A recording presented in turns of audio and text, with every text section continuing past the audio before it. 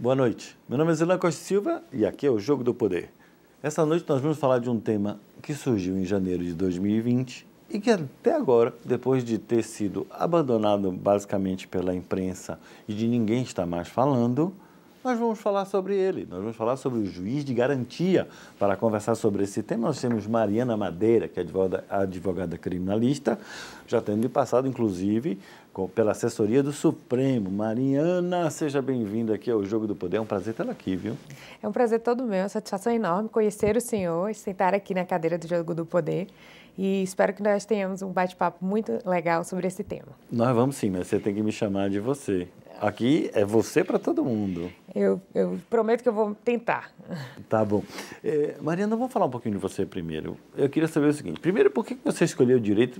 E depois disso, por que você escolheu ser advogada criminalista? Pois é, eu sempre tive uma tendência muito por querer buscar justiça. Eu, desde muito nova, até na faculdade, fui estagiária voluntária no Ministério Público, mas vi que também o meu viés não era defender a acusação, né? Defender os interesses da acusação. E desde logo eu procurei estar junto da Defensoria, fui estagiária também no Núcleo de Defesa da Mulher, então me apaixonei pelo mundo da defesa, que é o lado abandonado, né, do processo penal no direito. Dar as mãos ao réu, ao preso, é uma tarefa que é muito difícil. Então, eu escolhi, talvez, eu possa até me arrepender um pouco desse árduo trabalho, mas estar ao lado, né, estar junto das pessoas que, em geral, são abandonadas pela sociedade, esquecidas, para poder buscar defender garantias e, em último fim, alcançar a justiça.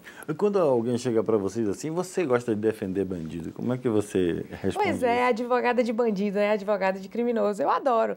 Eu sou professora também da Universidade Católica de Brasília e eu costumo dizer nas minhas primeiras aulas para os meus alunos, vocês vão agora entrar no mundo do crime, vocês vão entender que o mundo do crime é muito legal. Aí eles brincam, dão risada, eu falo, mas é o mundo do direito criminal, não é o mundo do crime. É muito diferente, né? A gente não faz apologia à prática de crimes.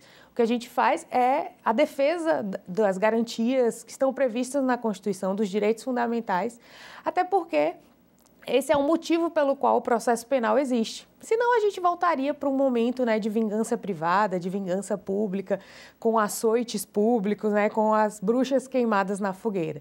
Então a gente defende que seja observado o Estado Democrático de Direito e as garantias dos acusados, não fazendo apologia ao crime, mas de braços dados com os supostos criminosos. Que interessante você saber disso. E depois que você fez direito, que você resolveu ser advogada criminalista, qual foi o caminho que você seguiu? Você mora em Brasília, né? Moro em Brasília, eu comecei advogando aqui, eu sou formada pela UFBA, comecei advogando aqui em Salvador, mas depois recebi o convite para assessorar um ministro no STF e eu me mudei para Brasília. Então, permaneci... Você, assim, recebeu um convite assim do nada? Qual foi essa ligação? Assim? Eu era aluna do mestrado na USP e tinha colegas que conhecia os bastidores do Supremo, colegas de Brasília, e surgiu uma vaga na assessoria penal e me questionaram se eu teria interesse de mandar um currículo. Então, eu submeti o currículo, fui presencialmente para a entrevista, me coloquei à disposição e fui escolhida.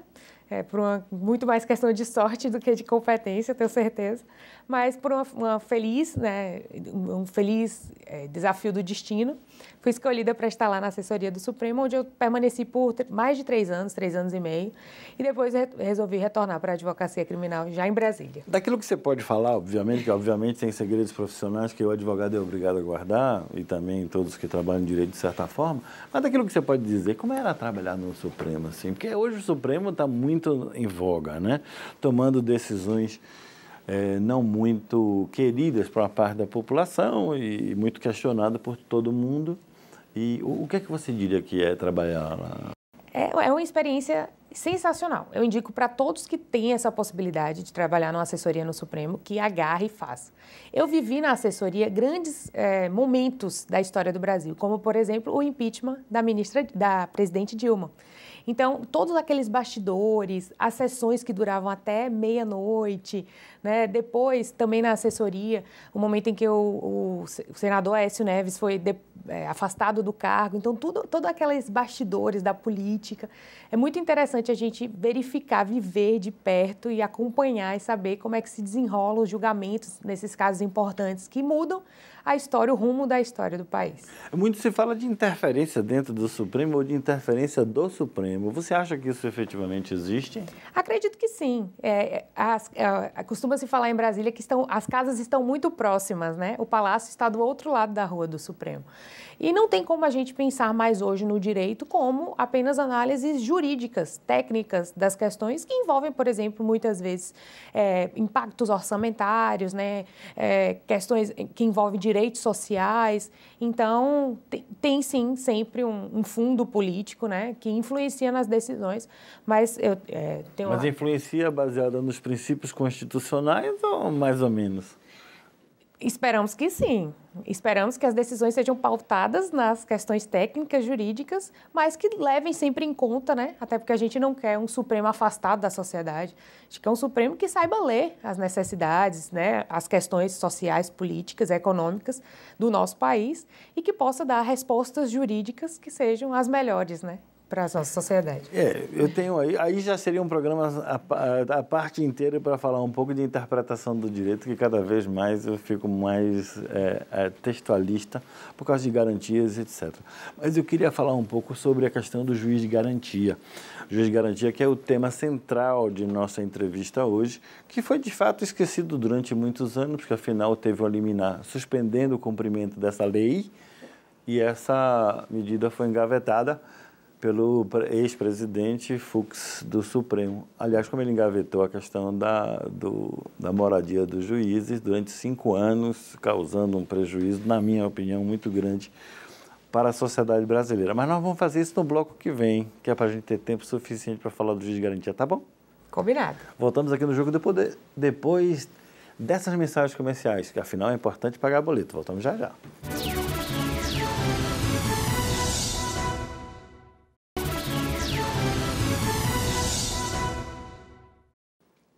Estamos de volta aqui no Jogo do Poder, conversando com Mariana Madeira, falando sobre juiz de garantia. O que é isso? Nós vamos entender nesse bloco. Mariana, no bloco passado, iniciando o nosso tema, vamos explicar ao telespectador o que é o juiz de garantia, que eu considero importante, mas eu queria saber a sua opinião. Então, Zilan, eu acho interessante a gente falar sobre esse tema, porque como você pontuou no bloco passado, houve um engavetamento, né? Foi proferida uma decisão suspendendo a vigência do dispositivo legal pelo ministro relator, Luiz Fux, que é o relator de diversas ações diretas de inconstitucionalidade que foram protocoladas contra a lei, o pacote anticrime, né, aprovado em 2019, a lei 13.964, e ele acabou de deixar a presidência, né, sem resolver esse tema. Inclusive, né, sendo sucedido pela ministra Rosa Weber, que é a terceira mulher em 131 anos de história do Supremo. Parabéns ao Supremo. Nós precisamos de uma governadora mulher no estado da Bahia e nos estados do Nordeste. Alguns já tiveram, né? Foram à nossa frente. Mas um dia, quem sabe, isso acontece. Mas continue. Pois é. Então, é interessante a gente falar sobre esse tema, porque houve muitas lendas e mitos foram criados em torno do juiz das garantias, como se fosse sinônimo de trazer mais impunidade para o direito criminal. Sim, mas, inicialmente, o que a lei entende como juiz de garantia? Para que ele serve? O juiz de garantias é pura e simplesmente a repartição da competência criminal entre juízes distintos. Então, um juiz vai ficar responsável por supervisionar e fazer o controle de legalidade da investigação preliminar e um outro juiz diferente vai ser o responsável por instruir o processo e julgar a ação penal. Esse que se chama de investigação preliminar é o inquérito policial, o inquérito policial ou procedimentos administrativos instaurados pelo Ministério Público, né, que também tem atribuição para investigação policial, investigação preliminar no processo penal. Mas ele não julga, ele só vai olhar se foi tudo feito direitinho. Alguma medida que tiver que ser decretada na fase de inquérito, como uma prisão preventiva, uma busca e apreensão, interceptação telefônica, o juiz de garantias vai ter competência para julgar essa medida. Mas lá na frente, hoje o nosso sistema diz que esse juiz que atua no inquérito, ele fica prevento para julgar a ação penal. Prevento que diz, ele tomou uma decisão, acaba tendo que decidir no final. Agora, se for implementado o juiz das garantias, ele ficará impedido. Esse processo, a denúncia, né, as audiências e depois a decisão de mérito, condeno ou absolvo, vai ser proferido por um juiz diferente, que não participou dessa primeira fase. A ideia seria um juiz isento de determinadas influências que aconteceram no início do processo. Exatamente. É trazer mais garantias de imparcialidade para a atividade do julgador. Então, quando eu separo esses dois julgadores, né, eu afasto esse juiz que vai efetivamente condenar ou absolver do contato preliminar com os elementos produzidos, elementos de prova produzidos na fase de investigação. Então, se um juiz... você não sabe se vão ser legais ou não no final. Ele vai ter mais equidistância entre acusação e defesa para analisar os argumentos e contrapô-los, né? Então, além de trazer mais garantia para a imparcialidade judicial, também traz mais eficácia para a ampla defesa e para o contraditório. Porque a defesa, ela vai ser mais efetiva a partir do momento em que o juiz não vai olhar para ela já com o olhar contaminado da acusação de quem decretou uma preventiva lá na primeira fase, na fase de investigação preliminar. Por que você acha que o juiz que decide por uma prisão preventiva já está contaminado para decidir pela condenação no futuro? O risco é grande. Não que seja um fato, né, uma verdade absoluta, mas há um risco grande. Quando o juiz ele decreta a preventiva, ele analisa a existência de materialidade deletiva, os requisitos para a decretação da preventiva, um risco à ordem pública, então ele precisa dizer que há um risco de reiteração deletiva. Como é que esse juiz vai chegar, por exemplo, na fase de sentenciar e dizer que essa conduta é atípica, né? Há uma tendência de sermos coerentes.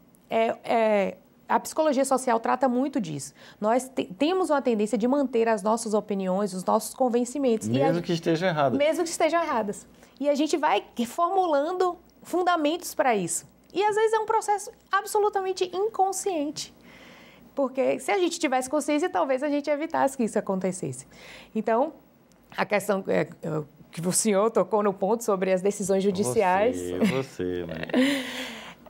A gente sabe que muitas vezes na prática se decide, né, qual será a decisão e depois se fundamenta, né? Tem um estudo no direito sobre as decisões judiciais. Mas aí nesse pacote todo acabou não implementando porque muita gente diz que isso acabaria com o judiciário. Por quê?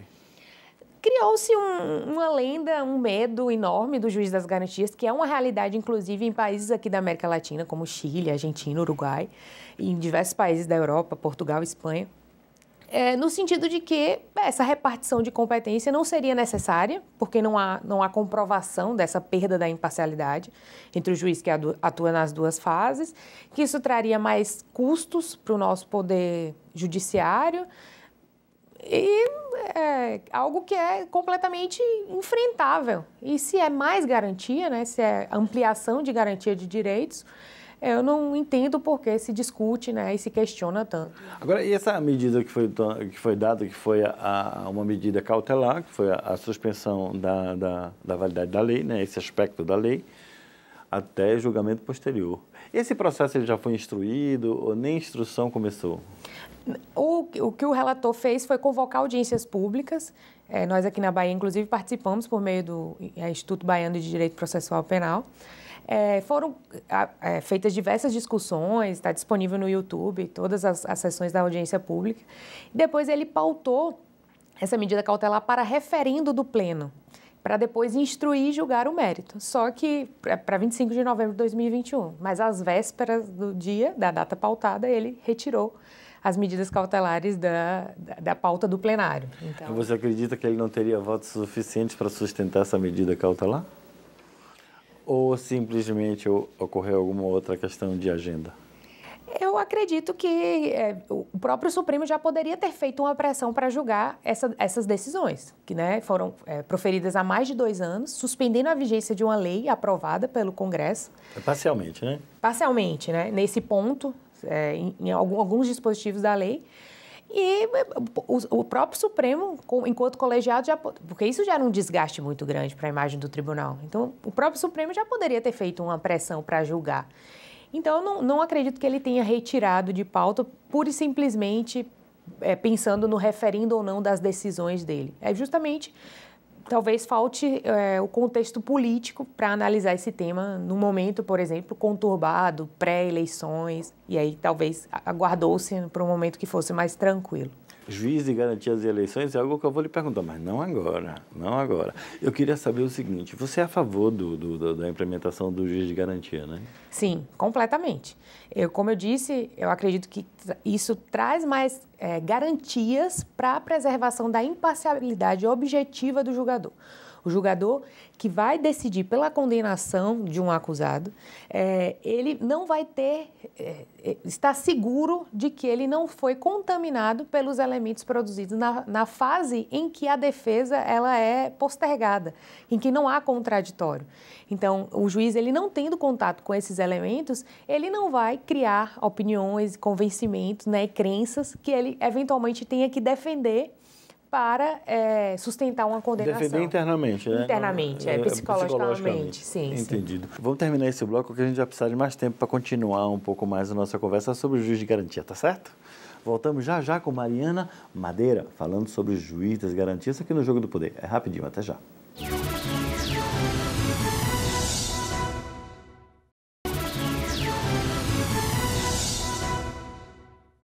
Estamos de volta aqui no Jogo do Poder, conversando essa noite com a advogada e conhecedora de direito, mestre e conhecedora do direito criminal, Mariana Madeira. Estamos falando sobre o juiz de garantia, que está na lei, mas que até agora não foi implantado nesse país. Mariana, obviamente, você é defensora do juiz de garantia, acha que vai ser uma boa coisa para a população em geral. Mas com o nosso sistema jurídico hoje, com o funcionamento dos tribunais, o regimento interno, essas coisas todas, isso não causaria uma grande mudança geral? É compatível? A pergunta é compatível o juiz de garantia com a atual circunstância do nosso tribunal, do nosso poder judiciário? Pois é, sim, eu entendo que sim, que é compatível e que seria até mais fácil de implementar do que nas comarcas dos tribunais longínquas e com a dificuldade que a gente tem de a gente pensar aqui na Bahia, por exemplo, nas comarcas mais distantes da capital, com a dificuldade que tem de ter um juiz para diversas comarcas, já que a gente precisaria pelo menos de dois, um para atuar como juiz de garantias e outro para atuar como juiz da instrução e julgamento. Então, mas respondendo à sua pergunta, sim, no Supremo e no Superior Tribunal de Justiça, os julgamentos são feitos no Supremo pelo Tribunal Pleno e no STJ pela Corte Especial. Mas o Tribunal Pleno e a Corte Especial é muito mais ligado a quando determinados detentores de foro privilegiados são processados, estão sob processo ou investigação processual, ou aqueles magistrados, né? Sim, precisaria implementar no âmbito do processo penal originário dos tribunais. Então, o Supremo hoje, né, tem investigações guiadas ali pelo Procurador-Geral da República, né, ou realizadas pela Polícia Federal, e na realização desse processo originário, que tem como no polo passivo, as pessoas detentoras da prerrogativa de serem julgadas pelos tribunais, teria que seguir também o modelo do juiz das garantias que se busca, né, que seja implementado efetivamente nos juízos de primeiro grau, nas comarcas. A gente diz que está faltando juiz no Brasil. Todo mundo fala que falta juiz no Brasil, apesar de ser o funcionário público mais caro que tem.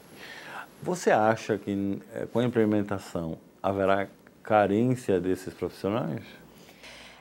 Na prática, não seria necessário haver um aumento de cargos, aumento de quantidade de juízes para implementar o Instituto, porque o que precisaria ser feito é simplesmente uma divisão de competências. Então, todos os juízes hoje são juízes de garantias, exercem a competência na investigação preliminar e são juízes de instrução. Mas, a gente precisaria dividir. Qual é a dificuldade de eu entender isso? É porque, veja bem, nós temos processos, quando são rápidos, eles duram 7 anos. Sim. Em média, né? Um processo médio dura 7 anos.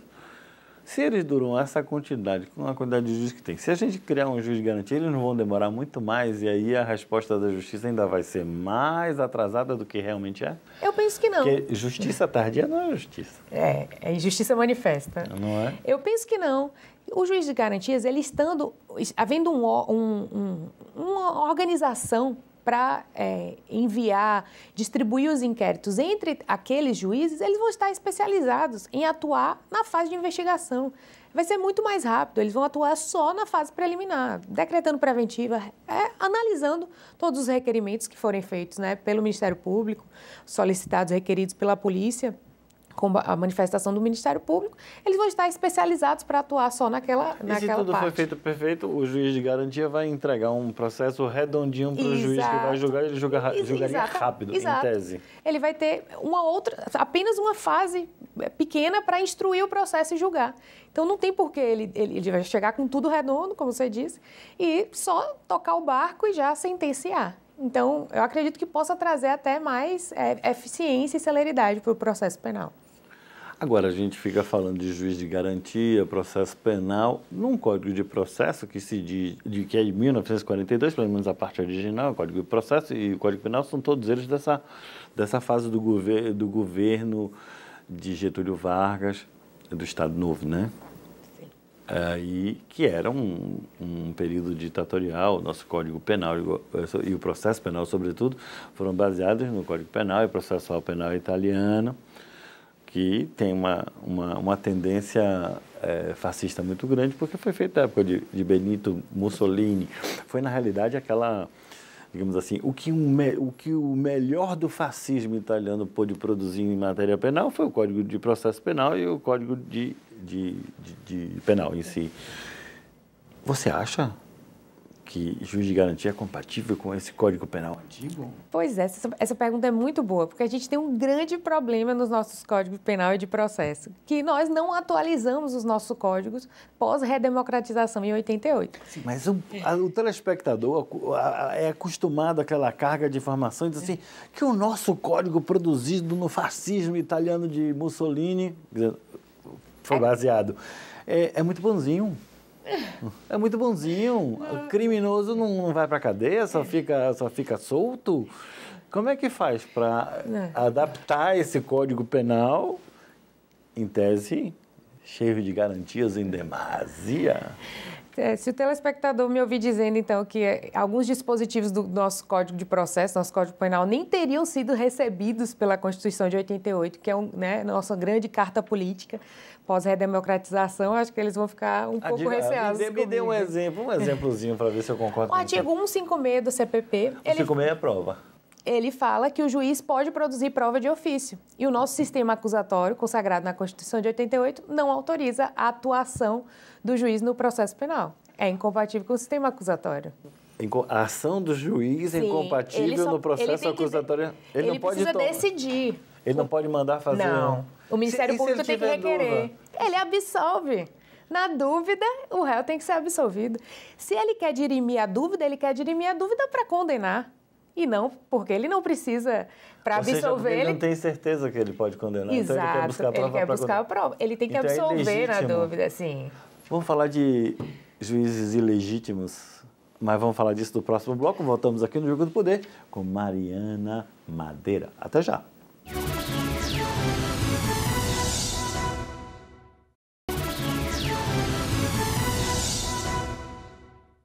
Estamos de volta aqui no Jogo do Poder, conversando com Mariana Madeira. Nós estamos falando sobre juiz de garantia. E você que está acompanhando o programa até agora sabe que a gente está começando a chegar numa pergunta que é crucial. Crucial agora, nesse exato momento. A atuação do juiz mais famoso do país durante a Lava Jato. Juiz de garantia teria resolvido o problema da nulidade da condenação e nulidade do processo, mandando a instância inicial para reiniciar, e é claro, precisa ser dito que ninguém foi declarado inocente, embora eu também não acredite muito nesse processo, nós teríamos uma solução melhor do que nós tivemos? Sem dúvida. Eu te digo isso com toda certeza. Se existisse o Instituto Juiz das Garantias na época da Lava Jato, primeiro que a gente não precisaria ter uma decisão reconhecendo perda da imparcialidade depois de tanto tempo, porque nós teríamos mais garantias de observância dessa imparcialidade judicial, que afunilaria mais, óbvio que há sempre o risco, até porque as hipóteses elas não são taxativas, mas a gente diminui esses riscos, né? Os institutos são feitos para diminuir esses riscos. E a gente teria uma atuação de juízes diversos, que não acumulariam, acumulariam essa quantidade de informações desde a fase lá, desde a delação, a primeira delação do Youssef lá no Banestado. Ele não estaria acumulando tantas informações e criando tantos preconceitos e prejuízos sobre as culpas, né, das pessoas envolvidas na operação. Eu não sei se ele foi criando ao longo das delações ou se ele já veio com isso, porque está meio esquisito isso. Mas, de qualquer forma, o que eu queria lhe perguntar é o seguinte: o que esse processo que foi importante para a nossa nação como um todo, ele trouxe foi que um único juiz pode causar um prejuízo enorme à pessoa que ele está julgando. Não estou analisando aqui se essa pessoa é culpada ou não. Estou dizendo apenas em termos teóricos. Ele pode causar um grande prejuízo à sociedade porque o poder é muito grande. Você acha que essa estrutura deveria continuar do mesmo jeito ou a gente poderia modificar o processo decisório para que nenhum juiz tivesse o poder suficiente de mudar a realidade desse país como ele mudou e das consequências dessas decisões que nós estamos vivendo até hoje? Pois é. Que para alguns é positiva, para outros é negativa. De qualquer forma, eu só quero dizer que isso mudou o país. E depois isso foi considerado ilegal e ilegítimo pelo próprio Supremo Tribunal Federal, depois de diversas decisões, mantendo essa decisão. Como é que fica a moral do judiciário com essa questão? Isso causa uma crise muito grande de imagem, inclusive não só para o jurisdicionado, que não é do mundo do direito, mas até para nós que trabalhamos, né, que vivemos disso, porque a gente também começa a se questionar até que ponto o poder do judiciário é legítimo, né, para julgar, para anular decisões. Enfim, o que isso poderia ter evitado era justamente esse abuso de poder. Junto com o pacote anticrime, alguns meses antes foi... pacote anticrime, que vamos salientar para o telespectador, foi feito pelo pessoal da Lava Jato. Pois é que foram passados alguns cavalos de Troia ali por uma questão, uma briga política, né? E acabou... Mas o juiz de garantias, por exemplo, está no projeto que tramita no Senado do novo Código de Processo Penal. Então, já é uma discussão muito antiga, um pedido, um desejo muito antigo dos processualistas. Mas, então, foi aprovada junto com a Lei 13.964, alguns meses antes, a Lei de Abuso de Autoridade. Mas você conhece alguma autoridade que já foi processada e condenada com base nessa lei? Não, porque, inclusive, o período para julgar é tão pequenininho que, se você não julgar, você prescreve, não vai adiante. As penas são tão baixas, né? Então, não tem efetividade, mas poderia haver, sim, um controle, e a gente tem legislação para isso. Agora, o grande questão de imagem é que ele condenou. Todos os tribunais superiores mantiveram essa condenação e alguns até podiam estar enxergando claramente que havia isso, mas não havia sustentáculo político para uma decisão contramajoritária. Então, a gente precisa de tribunais que sejam independentes e que possam dar, em todas as instâncias, decisões majoritárias. Tem que estar ligado ao direito e não ao que circunda o direito. Você concorda com isso? Sem dúvida, e sobretudo decisões corajosas, que possam, né, causar alguma polêmica, alguma repercussão na sociedade, mas que tenham embasamento jurídico, né? Na Lava Jato, aconteceu o fenômeno da Vaza Jato, né? Então, as provas se tornaram tão contundentes, né, em relação à perda da imparcialidade, que acredito que ficou sem ter como não reconhecer aquela situação. Mas se não tivesse a Vaza Jato, a política, digamos assim, as circunstâncias circundantes das decisões seriam mantidas as mesmas e eu duvido que se tivesse coragem para isso. E um judiciário não corajoso é uma das piores coisas que um país pode ter. Porque não adianta nós termos uma Constituição, né, tão imensa em garantias e em direitos, e nossa legislação que seja redonda, impossibilitando, por exemplo, que o juiz atue em duas fases do processo penal, se a gente não tiver ministros, né, desembargadores e juízes capazes de aplicar, de fazerem valer a força dessa legislação. Então, de fato, a Lava Jato enfrentou esse problema de não ter apoio, né, não ter no seu auge para se desconstituir decisões ilegais e que acabou, depois de tanto tempo, levando à anulação de diversos processos em relação a vários acusados que trouxeram para a sociedade um sentimento de impunidade. Esse sentimento foi experimentado também pela sociedade italiana na época da Operação Mãos Limpas, que a Lava Jato e Mãos Limpas são irmãs gêmeas, né? Inclusive, tem um artigo de 2006 escrito pelo ex-juiz da Lava Jato que ele detalha claramente que estudou a Operação Mãos Limpas e o método que ele empregou foi muito parecido, inclusive vazando informações, etc. Um dos juízes da Operação Mãos Limpas fez um estudo, publicou uma tese, um artigo importante na Universidade Inglesa, onde ele faz uma análise das consequências da Operação Mãos Limpas. Uma dessas consequências, ele fala, é a perda de credibilidade e também a questão a população acaba não dando mais importância se o político é ou não corrupto. Ele acaba optando por outras questões para votar e continuar votando nos mesmos que ele vota. Com isso, perdeu-se credibilidade. Nós vamos superar isso aqui no Brasil ou você acha que vai ficar desse jeito também? Eu acho que o legado da Lava Jato vai ser justamente esse. O maior cuidado no devido processo legal, na ampla defesa, no contraditório, em proferir-se decisões para se evitar que esse trabalho que tenha um triste fim, como foi o da Lava Jato. Acredito que a Lava Jato deixou esse legado de se tomar o maior cuidado com os juízes, o Poder Judiciário, tomar mais cuidado com essas operações, para que não tenha que se chegar lá na frente e se anular tudo e se perder, né, um trabalho.